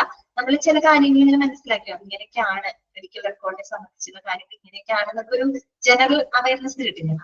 അങ്ങനെയുള്ള ഒരു ചാപ്റ്റർ ആണ് കേട്ടോ. വലിയ കുഴപ്പമൊന്നുമില്ല, എന്താ ഈസിയായിട്ട് മനസ്സിലാക്കാവുന്ന കാര്യങ്ങളേ ഉള്ളൂ. സ്റ്റാൻഡേർഡ്സ് വർക്കിന്റെ നോട്ട് ചെയ്യേണ്ട കാര്യങ്ങൾ ഞാൻ ക്ലാസ്സിൽ പറയാം. അപ്പൊ അതൊന്നും നിങ്ങൾ പ്രത്യേകം അണ്ടർലൈൻ ചെയ്ത് പഠിക്കുമ്പോൾ ഒന്ന് ശ്രദ്ധിക്കാം. ഓക്കെ, നോക്കട്ടാ. Standards for medical record services, അതായത് ഈ മെഡിക്കൽ റെക്കോർഡ് സേവനങ്ങളുടെ സ്റ്റാൻഡേർഡ്സിനെ പറ്റിയാണ് നിങ്ങൾ പഠിക്കാനായിട്ട് പോകുന്നത് കേട്ടോ. Standards for medical record services. ഈ മെഡിക്കൽ റെക്കോർഡിന്റെ സേവനങ്ങളുമായിട്ട് ബന്ധപ്പെട്ട സ്റ്റാൻഡേർഡുകൾ, മാനദണ്ഡങ്ങൾ എന്തൊക്കെയാണ്? മാനദണ്ഡങ്ങൾ എന്തൊക്കെയാണെന്നല്ല പറയുന്നത്, എന്താണ് സ്റ്റാൻഡേർഡ് എന്നതുകൊണ്ട് ഉദ്ദേശിക്കുന്നത്. ഓക്കെ, അതാണ് ഇവിടെ പറയുന്നത്. Standards are normally a measure set by an expert authority as the rule for measuring quantity or quality. നമുക്കറിയാവുന്ന കാര്യമാണ് അല്ലെ. സ്റ്റാൻഡേർഡ്സ് അല്ലെ എന്ന് പറഞ്ഞാൽ മാനദണ്ഡം എന്നൊക്കെ നമുക്ക് പറയാം. എന്താണ് അത് ഉദ്ദേശിക്കുന്നത്? ഒരു ക്വാണ്ടിറ്റി അല്ലെങ്കിൽ ഒരു ക്വാളിറ്റി അളക്കുന്നതിനുള്ള ഒരു റൂള് പോലെയാണ് അല്ലെ, ഒരു നിയമമായിട്ട് ഒരു എക്സ്പെർട്ട് അതോറിറ്റി എസ്റ്റാബ്ലിഷ് ചെയ്യുന്നതാണ് സ്റ്റാൻഡേർഡ്സ്. ഇനി നിങ്ങൾ പഠിക്കും ക്വാളിറ്റി അഷുറൻസ് എന്നൊക്കെ പറയുന്ന ഒരു ചാപ്റ്റർ നിങ്ങൾക്ക് പഠിക്കാനുണ്ട്. അപ്പൊ നമ്മളെല്ലാം ഒരു കൃത്യമായ ഒരു സ്റ്റാൻഡേർഡ് കീപ്പ് ചെയ്ത് ഒരു സ്റ്റാൻഡേർഡ് ഉണ്ടാവും അല്ലെ, ഒരു അടിസ്ഥാനപരമായിട്ട് ഒരു നിലവാരം അല്ലെ, അദ്ദേഹം ഒരു സ്റ്റാൻഡേർഡ് ഉണ്ടാവും. അതിന് അനുസൃതമായിക്കൊണ്ട് വേണം അവിടുത്തെ പ്രവർത്തനങ്ങൾ അല്ലെങ്കിൽ അവർ കൊടുക്കുന്ന സേവനങ്ങളൊക്കെ ചെയ്യാനായിട്ട്. ആ രീതിയിൽ ഒരു സേവനങ്ങളുടെ ആ ഒരു ക്വാണ്ടിറ്റി അല്ലെങ്കിൽ അതിന്റെ ഒരു ഗുണനിലവാരം അളക്കുന്നതിനുള്ള ഒരു നിയമം എന്ന രീതിയിൽ ഒരു എക്സ്പെർട്ട് അതോറിറ്റി എന്താണ് സെറ്റ് ചെയ്യുന്നതാണ് സ്റ്റാൻഡേർഡ്സ് അല്ലെ. ഇപ്പൊ നമ്മൾ ISO സ്റ്റാൻഡേർഡ് പറയാറില്ലേ, നമ്മൾ ISO സ്റ്റാൻഡേർഡ്, ISO സർട്ടിഫൈഡ് ആണ്. അപ്പൊ അതൊരു സ്റ്റാൻഡേർഡ് കീപ്പ് ചെയ്യണം. ഇപ്പൊ നമ്മൾ സ്വർണത്തിന്റെ പറയുമ്പോൾ മറ്റേത് പറയുന്നത് BAS അല്ലേ പറയുന്നത്, BS എന്നല്ലേ പറയാം. അതന്നെ ആ സംഭവം ഒരു സ്റ്റാൻഡേർഡ് ആണ്. അതന്നെ BS സ്റ്റാൻഡേർഡ് ഉണ്ട് എന്നതുപോലെ മെഡിക്കൽ റെക്കോർഡിനെ സംബന്ധിച്ചാണെങ്കിലും അവർ കൊടുക്കുന്ന ആ ഒരു സേവനങ്ങളുടെ ക്വാണ്ടിറ്റിയും അതുപോലെ തന്നെ ക്വാളിറ്റി മെഷർ ചെയ്യുന്ന ഒരു നിയമം എന്ന രീതിയിൽ ഒരു എക്സ്പെർട്ട് അതോറിറ്റി എസ്റ്റാബ്ലിഷ് ചെയ്യുന്നതാണ് standards. Okay, certain set of മാനദണ്ഡങ്ങൾ, ഒരു നിലവാരമുണ്ട്, അത് കീപ്പ് ചെയ്യണം. പിന്നെന്താണ്? Accordings with standards is normally a condition of licensing, accreditation or payment of service. എന്താണ് അവിടെ പറഞ്ഞേ? അതായത് accordance with standards is normally a condition of licensing, accreditation of payment of service. അതായത് നമ്മൾ ആ ഒരു സ്റ്റാൻഡേർഡ് കീപ്പ് ചെയ്യുക എന്നുള്ളത്, ആ ഒരു സ്റ്റാൻഡേർഡ് പാലിക്കുക എന്നുള്ളത് ലൈസൻസിങ്ങിനായാലും അതുപോലെ തന്നെ അംഗീകാരത്തിനായി കഴിഞ്ഞാലും അവർ കൊടുക്കുന്ന സേവനങ്ങൾക്ക് പേയ്മെന്റ് ലഭിക്കുന്നതിനായിട്ടാണെങ്കിലും ഈ പറയുന്ന സ്റ്റാൻഡേർഡ്സുകൾ പാലിച്ചിരിക്കണം. അതാണ് അവിടെ ഉദ്ദേശിക്കുന്നത്. നമ്മളൊരു സ്റ്റാൻഡേർഡ് സെറ്റ് ചെയ്താൽ മാത്രം പോരാ, ആ സ്റ്റാൻഡേർഡിനനുസരിച്ചുകൊണ്ട് പ്രവർത്തിച്ചാൽ മാത്രമേ ആ ഒരു ഹോസ്പിറ്റലിന്റെ ലൈസൻസിങ് ആയാലും അംഗീകാരമായാലും മറ്റു പല അവർ കൊടുക്കുന്ന സേവനങ്ങൾക്കുള്ള ആ ഒരു എന്താ പറയുക പേയ്മെന്റ് ആയാലും അവർക്ക് ലഭിക്കണമെങ്കിൽ അവരെന്ത് ചെയ്തിരിക്കണം, ഈ സ്റ്റാൻഡേർഡ്സ് കൃത്യമായിട്ട് അനുസരിക്കണം അല്ലെ. ആ സ്റ്റാൻഡേർഡ്സ് കീപ്പ് ചെയ്യുന്നില്ലെങ്കിൽ പിന്നെ എന്ത് ചെയ്യില്ല, അവർക്ക് ലൈസൻസ് കിട്ടാൻ പോകുന്നില്ല, അവർക്ക് യാതൊരുവിധ അക്രഡിറ്റേഷൻ അല്ലെ അംഗീകാരം അവർക്ക് ലഭിക്കാൻ പോകുന്നില്ല. അപ്പൊ ആ ഒരു കാര്യമാണ് നമ്മൾ പറയുന്നത് കേട്ടോ. Accordance with the standards is normally a condition of licensing. Accreditation എന്താണ് accreditation എന്ന് പറഞ്ഞാല് അംഗീകാരമാണ് കേട്ടോ. ആശുപത്രിക്ക് ഒരു അംഗീകാരമുണ്ട്, നിങ്ങൾ പഠിക്കൂ കേട്ടോ, NABH ഒക്കെ നിങ്ങൾ പഠിക്കും. അതുപോലെ തന്നെ ഓർ പേയ്മെന്റ് ഓഫ് സർവീസ് കേട്ടോ, സേവനങ്ങൾക്കുള്ള ആ ഒരു പേയ്മെന്റ് ഒക്കെ ലഭിക്കണമെങ്കിൽ ആ ഒരു സ്റ്റാൻഡേർഡ് അവർ കീപ്പ് ചെയ്തിരിക്കും. ഇത്രയുള്ള ഉദ്ദേശിക്കുന്നത് കേട്ടോ. പിന്നെ അടുത്ത പോയിന്റ് എന്താണ്, the hospital must keep medical records that are documented correctly and in a timely manner and are perfect and readily available for the swift retrieval of information including statistical data. ഇതാണ് പറയുന്നത്. അതായത് എല്ലാ ഹോസ്പിറ്റലുകാരും നിർബന്ധമായിട്ടും എന്താണ് വളരെ perfect ആയിട്ടുള്ള അല്ലെ, വളരെ കറക്റ്റ് ആയിട്ട് ഡോക്യുമെന്റ് ചെയ്തിട്ടുണ്ട്. ഡോക്യുമെന്റ് എന്ന് വെച്ചാൽ രേഖപ്പെടുത്താം കേട്ടോ. കറക്റ്റ് ആയിട്ട് രേഖപ്പെടുത്തിയിട്ടുള്ള, അതും സമയബന്ധിതമായിട്ടും കൃത്യമായിട്ടും പെർഫെക്റ്റ് ആയിട്ടും കംപ്ലീറ്റ് ആയിട്ടും രേഖപ്പെടുത്തിയിട്ടുള്ള മെഡിക്കൽ റെക്കോർഡുകൾ എല്ലാ ഹോസ്പിറ്റലുകളും നിർബന്ധമായിട്ടും സൂക്ഷിച്ചിരിക്കണം. ഓക്കെ, എന്നാൽ മാത്രമേ എന്തിനു വേണ്ടിയിട്ടാണ് റെഡിലി അവൈലബിൾ, പെട്ടെന്ന് അവൈലബിൾ ആയിരിക്കണം. ഇപ്പൊ പെട്ടെന്ന് ഒരു ആവശ്യം വന്നു, ഒരു രോഗി വന്നു, അല്ല മെഡിക്കൽ റെക്കോർഡ് പെട്ടെന്ന് ആവശ്യം വരുമ്പോൾ നമുക്കത് തപ്പി നടക്കേണ്ട ഒരു സാഹചര്യം ഉണ്ടാവാൻ പാടില്ല. റെഡിലി അവൈലബിൾ ആയിരിക്കണം, പെട്ടെന്ന് അവൈലബിൾ ആയിരിക്കണം. എന്തിനു വേണ്ടിയിട്ടാണ്, for the Swift retrieval of information including statistical data അല്ലെ.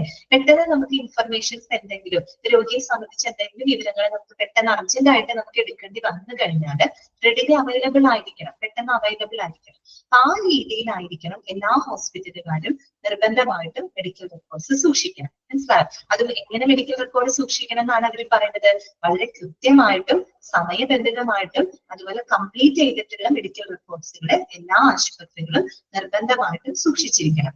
ഒരു ഹോസ്പിറ്റലിൽ എത്ര രോഗികൾ വന്നാലും ഓരോ രോഗിയുടെയും മെഡിക്കൽ റെക്കോർഡ് വളരെ സേഫ് ആയിട്ട് സൂക്ഷിക്കേണ്ടത് ഒരു ഹോസ്പിറ്റലിന്റെ റെസ്പോൺസിബിലിറ്റിയാണ്. ഓക്കെ, അത്രയേ ഉള്ളൂ അതിനകത്ത് പറയുന്നത്. സ്റ്റാൻഡേർഡ് എന്ന് പറഞ്ഞാൽ എന്തായാലും മനസ്സിലായല്ലോ, വേറൊന്നുമില്ല. സ്റ്റാൻഡേർഡ് എന്ന് പറയുമ്പോൾ അതിന്റെ അളവും ഗുണനിലവാരമൊക്കെ മെഷർ ചെയ്യാനുള്ള ഒരു നിയമം പോലെയാണ് സ്റ്റാൻഡേർഡ്സ് എന്ന് പറയുന്നത്. ഒരു സ്റ്റാൻഡേർഡ് എപ്പോഴും ആരാണ് ഉണ്ടാക്കുന്നത്, ഒരു എക്സ്പെർട്ട് ആയിട്ടുള്ള ഒരു അതോറിറ്റി അല്ലെ, അതിന്റെ എക്സ്പെർട്ട് ആയിട്ടുള്ള റെപ്യൂട്ടഡ് ആയിട്ടുള്ള ഒരു അതോറിറ്റി, അതിന്റെ ഒരു ഓർഗനൈസേഷൻ ആയിരിക്കും അത്തരം സ്റ്റാൻഡേർഡുകൾ എന്ത് ചെയ്യുന്നത് നിർമ്മിക്കുന്നത്. പിന്നെ മാത്രമല്ല, ഇതൊരു ഹോസ്പിറ്റൽ ആയിക്കഴിഞ്ഞാൽ അവർക്ക് ലൈസൻസ് കിട്ടാനും അവർക്ക് അംഗീകാരം ലഭിക്കാനും അവരുടെ സേവനങ്ങൾക്ക് പേയ്മെന്റ് ലഭിക്കാനും ഈ പറയുന്ന സ്റ്റാൻഡേർഡുകളൊക്കെ അവര് പാലിക്കണം. അത് മാത്രമല്ല, കൃത്യവും സമയബന്ധിതവുമായിട്ട് പൂർത്തിയാക്കിയിട്ടുള്ള മെഡിക്കൽ റെക്കോർഡ്സുകൾ നിർബന്ധമായിട്ടും എല്ലാ ഹോസ്പിറ്റലുകളും സൂക്ഷിക്കേണ്ടത് അത്യാവശ്യമാണ്. കാര്യം ഏതെങ്കിലും ഒരു രോഗിയുടെ ഇൻഫർമേഷൻസ് നമുക്ക് പെട്ടെന്ന് റിട്രീവ് ചെയ്യേണ്ട സാഹചര്യം വന്നാൽ റെഡിലി അവൈലബിൾ ആയിരിക്കും മെഡിക്കൽ റെക്കോർഡ്സ് കേട്ടോ. ഇത്രയേ ഉള്ളൂ. വേറെ എന്തൊന്നാ പഠിക്കാനായിട്ടുള്ളത്, കാര്യങ്ങൾ മനസ്സിലാക്കി വെച്ചാൽ മതി. ഓക്കെ, അടുത്ത എന്താണ്, the inpatient medical record must include at least the following. അത് നിങ്ങൾ മനസ്സിലാക്കണം കേട്ടോ, അത് കൃത്യമായിട്ട് നിങ്ങൾ പഠിച്ചു വെക്കണം. ഒരു ഇൻപേഷ്യന്റ് മെഡിക്കൽ റെക്കോർഡിൽ ഉൾപ്പെടുത്തേണ്ട കാര്യങ്ങൾ എന്തൊക്കെയാണ്? Okay, the inpatient medical record must include at least the following. അപ്പൊ ഇൻപേഷ്യന്റ് ആണെന്ന് അറിയാലോ, ഹോസ്പിറ്റലിൽ അഡ്മിറ്റ് ആയിട്ടുള്ള പേഷ്യൻസ് ആണ് അല്ലെ. അപ്പൊ അവരുടെ മെഡിക്കൽ റെക്കോർഡിനകത്ത് എന്തെല്ലാം കാര്യങ്ങളാണ് ഉണ്ടായിരിക്കേണ്ടത്, അത് എന്തെല്ലാം കാര്യങ്ങളാണ് ഉൾപ്പെടുത്തേണ്ടത്? ഒന്നാമത്തെ പോയിന്റ് ഇതാണ്, absolute and correct identification data. നിങ്ങളോട് ചോദിക്കാം, താഴെ തന്നിരിക്കുന്നവര് ഒരു ഇൻപേഷ്യന്റ് മെഡിക്കൽ റെക്കോർഡിൽ ഉൾപ്പെടുത്തേണ്ട കാര്യങ്ങൾ എന്താണ്, അല്ലെങ്കിൽ താഴെ തന്നിരിക്കുന്നവർ ഏതാണെന്ന് തിരിച്ചറിയാൻ പറയും. ചിലപ്പോൾ ഇതിൽ ഒരു പോയിന്റേ തരുള്ളൂ, ബാക്കിയുള്ളതൊക്കെ വേറെ ഏതെങ്കിലും പോയിന്റ് ആയിരിക്കും. അപ്പൊ നിങ്ങൾക്ക് ഓരോ പോയിന്റും കൃത്യമായിട്ട് മനസ്സിലാക്കാൻ പറ്റണം. ഓക്കെ, ആ രീതിയിൽ നിങ്ങൾ അത് പഠിക്കാം. അപ്പൊ ഒന്നാമത്തെ കാര്യം എന്താണ്, absolute and correct identification data. അതായത് വളരെ കൃത്യമായിട്ടുള്ള കറക്റ്റ് ആയിട്ടുള്ള ഐഡന്റിഫിക്കേഷൻ വിവരങ്ങൾ, തിരിച്ചറിയൽ വിവരങ്ങൾ മെഡിക്കൽ റെക്കോർഡിനകത്ത് ഉണ്ടായിരിക്കണം. എന്ന് പറഞ്ഞാൽ ഇപ്പൊ ഒരു രോഗി, ആ രോഗിയുടെ പേര്, അയാളുടെ വയസ്സ്, അയാളുടെ ജെൻഡർ ഐഡന്റിറ്റി അല്ലെ, ഓക്കെ, പിന്നെ അയാളുടെ അഡ്രസ്സ്, അയാളുടെ വരുന്ന അയാളുടെ മറ്റുള്ള ബാക്ക്ഗ്രൗണ്ട്, ചിലതിലൊക്കെ കമ്മ്യൂണിറ്റി റീച്ചിയിലൊക്കെ ചിലതിലൊക്കെ ചോദിക്കാറുണ്ട്, ചിലതിൽ കേട്ടാ, എല്ലാത്തിലും അല്ല.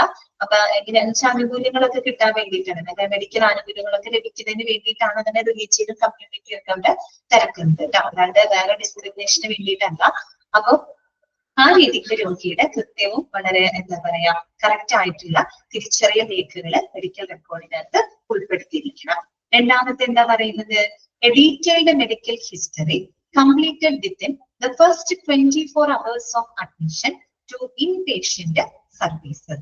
എന്താണ് പറയുന്നത്, അതായത് രോഗിനെ അഡ്മിറ്റ് ചെയ്തതിന് ശേഷം, അതായത് കിടത്തി ചികിത്സയിൽ പ്രവേശിപ്പിച്ചതിന് ശേഷം ആദ്യ 24 മണിക്കൂറിനുള്ളിൽ, അതായത് ആദ്യത്തെ 24 മണിക്കൂറിനുള്ളില് പൂർത്തിയാക്കിയിട്ടുള്ള കംപ്ലീറ്റ് ചെയ്തിട്ടുള്ള ഒരു മെഡിക്കൽ ഹിസ്റ്ററിയുടെ രേഖ മെഡിക്കൽ റെക്കോർഡിനകത്ത് ഉണ്ടായിരിക്കണം. മനസ്സിലായല്ലോ? ആ രോഗിനെ അഡ്മിറ്റ് ചെയ്ത് കഴിഞ്ഞിട്ട് വിത്തിൻ 24 hours കേട്ടോ, ഒരു 24 മണിക്കൂറിനുള്ളില് ഒരു കംപ്ലീറ്റ് ചെയ്തിട്ടുള്ള ഒരു മെഡിക്കൽ ഹിസ്റ്ററി, കാര്യം ആ രോഗിയുടെ രോഗവിവരങ്ങളെ പറ്റിയിട്ടുള്ള ഒരു മെഡിക്കൽ ഹിസ്റ്ററി രേഖ ഇതിനകത്ത് ഉണ്ടായിരിക്കണം, മെഡിക്കൽ റെക്കോർഡിനകത്ത് ഉണ്ടായിരിക്കണം. മനസ്സിലായല്ലോ? അതാണ് കേട്ടോ, A detailed medical history completed within the first 24 hours of admission to inpatient service. Then third point ഇതാണ്, a physician assessment completed within the first 24 hours of admission to inpatient service. ഇതുപോലെ കിടത്തി ചികിത്സ, അതായത് admit ചെയ്തതിന് ശേഷം, admitted ആയതിനു ശേഷം 24 മണിക്കൂറിനുള്ളില് പൂർത്തിയാക്കിയിട്ടുള്ള ഒരു ഡോക്ടറുടെ അസസ്മെന്റ് രേഖ, അല്ലെ ഒരു ഡോക്ടറുടെ ഒരു എന്താ പറയാ മൂല്യനിർണ്ണയ രേഖ എന്ന് വെച്ചാൽ ആ ഒരു ഡോക്ടർ കൺസൾട്ട് ചെയ്തിട്ട് അയാളുടെ രോഗത്തെ പറ്റി ഡോക്ടർക്ക് ഒരു അസസ്മെന്റ് ഉണ്ടാവുക.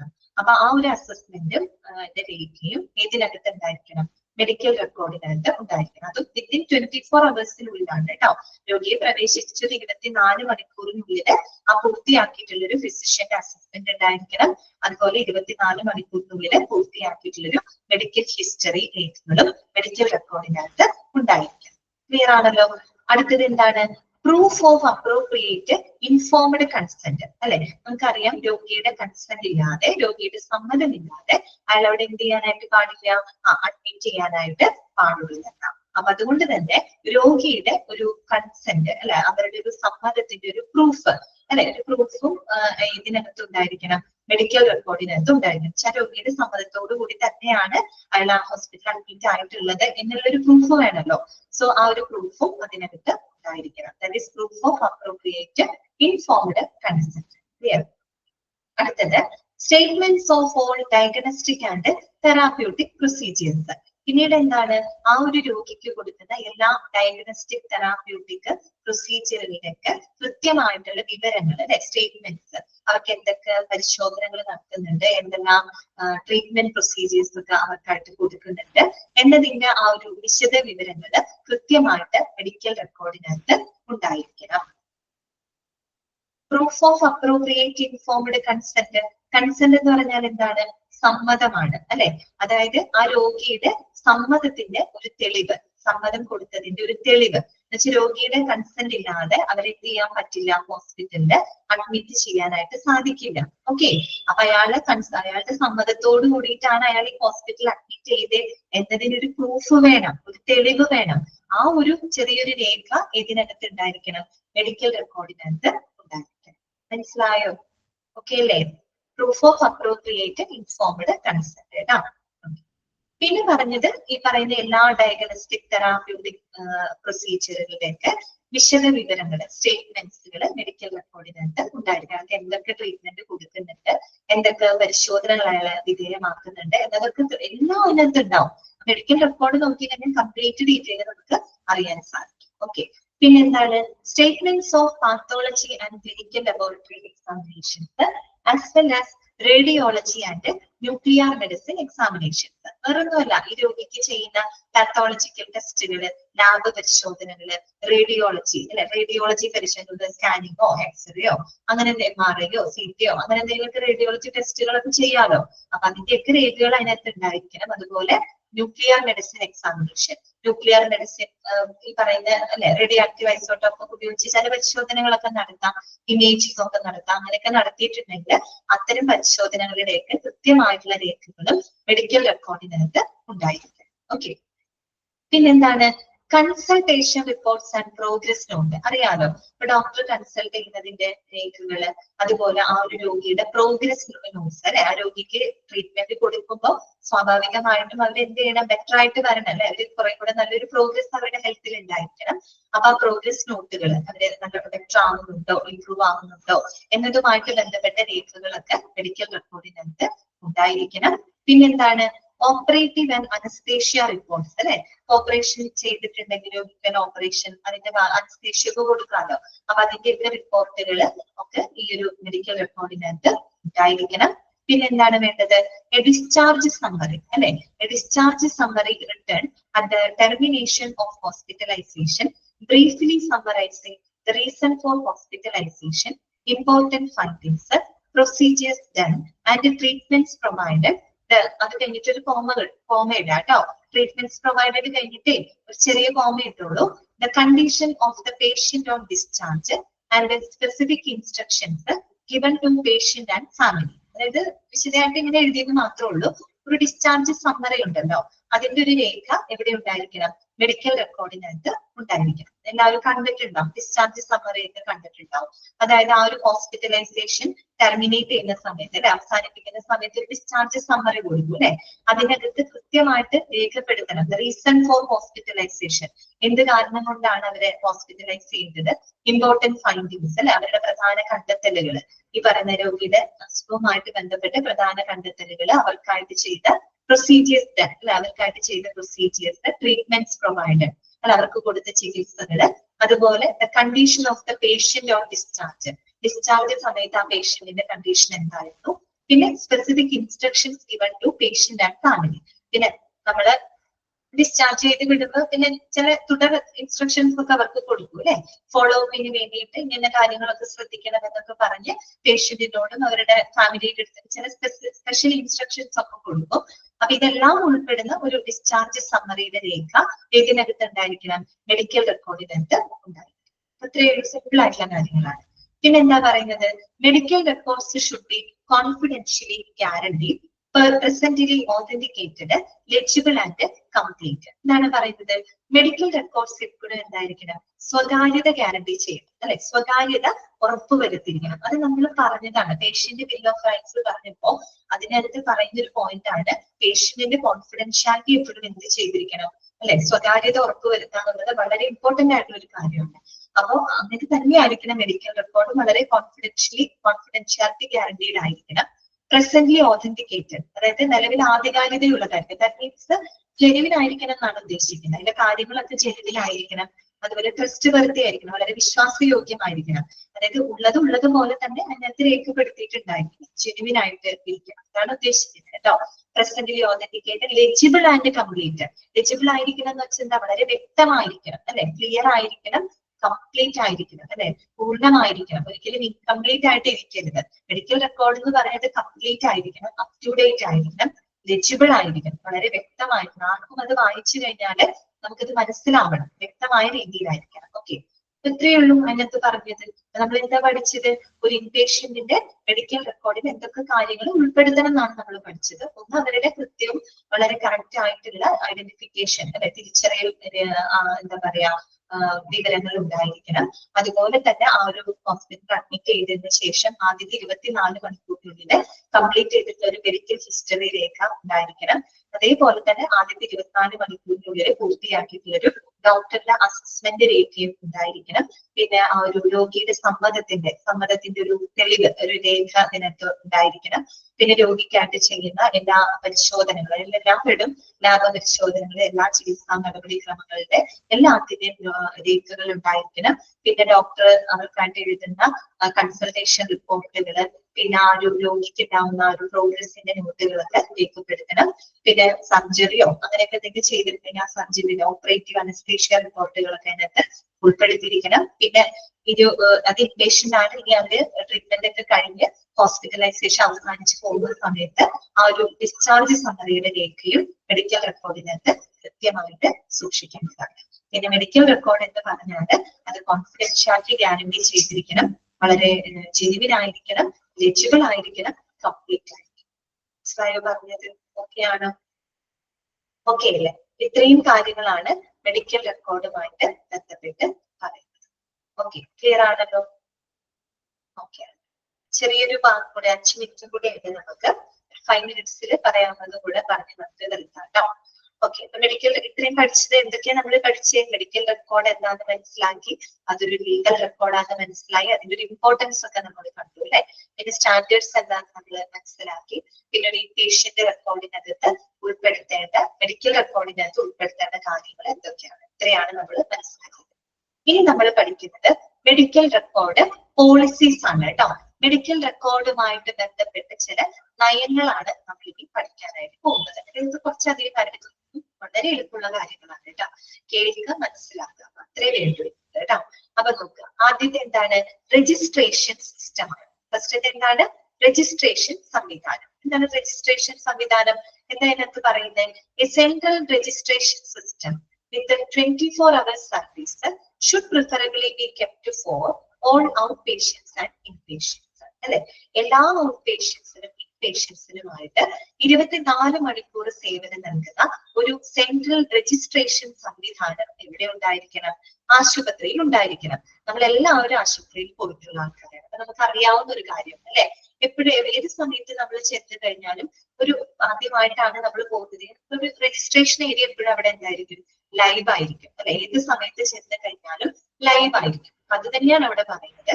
എല്ലാ ഔട്ട് പേഷ്യൻസിനും ഇൻപേഷ്യൻസിനുമായിട്ട് 24 മണിക്കൂർ സേവനം നൽകുന്ന ഒരു സെൻട്രൽ രജിസ്ട്രേഷൻ സംവിധാനം ആശുപത്രിയിൽ ഉണ്ടായിരിക്കണം. ഓക്കെ, ഇത് നമുക്ക് അറിയാവുന്ന കാര്യമാണ്. പിന്നെ എന്താണ്? Each patient will have 1 unit record and 1 permanent number used for all episode of care അല്ലെ. അപ്പൊ ഓരോ പേഷ്യന്റിനും, അത് എത്ര തന്നെ പേഷ്യൻസ് ഉണ്ടായാലും, ഓരോ പേഷ്യൻസിനും ഒരു 1 യൂണിറ്റ് റെക്കോർഡ് അല്ലെ, ഒരു സിംഗിൾ ആയിട്ടുള്ള മെഡിക്കൽ റെക്കോർഡും അതുപോലെ തന്നെ ഒരു പെർമനന്റ് നമ്പറും, അതിനെ നമ്മൾ മെഡിക്കൽ റെക്കോർഡ് നമ്പർ എന്നാണ് പറയുക.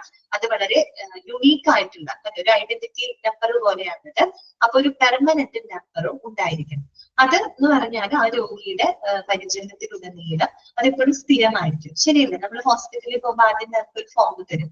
ആദ്യമായിട്ടാണ് പോകുന്നതെങ്കിൽ ഒരു ഫോം തരും. നമ്മുടെ രജിസ്ട്രേഷൻ ഒക്കെ, നമ്മുടെ പേരും കാര്യങ്ങളൊക്കെ ഡീറ്റെയിൽ കൊടുക്കുമ്പോൾ നമുക്കായിട്ടൊരു ഐഡന്റിറ്റി നമ്പർ അവർ തരും അല്ലെ.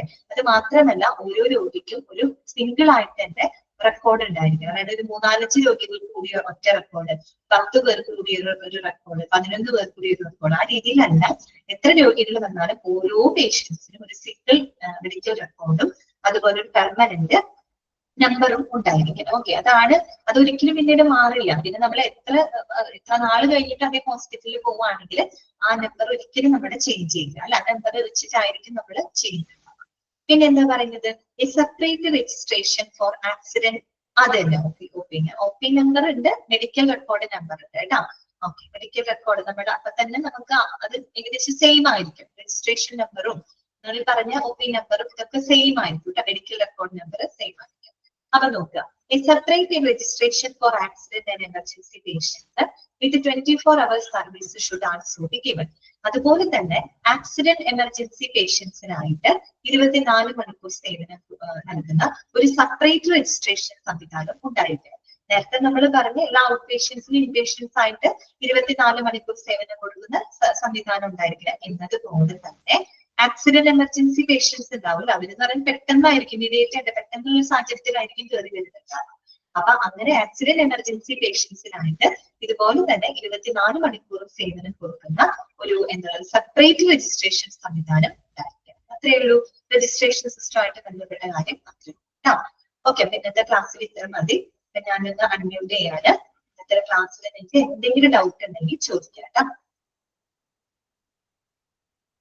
അൺമ്യൂട്ട് ചെയ്തിട്ടുണ്ട് കേട്ടോ. എന്തെങ്കിലും ഡൗട്ട്സ് ഇന്നത്തെ ക്ലാസ്സിൽ ഉണ്ടെങ്കിൽ ചോദിക്കാം. ഓക്കെ,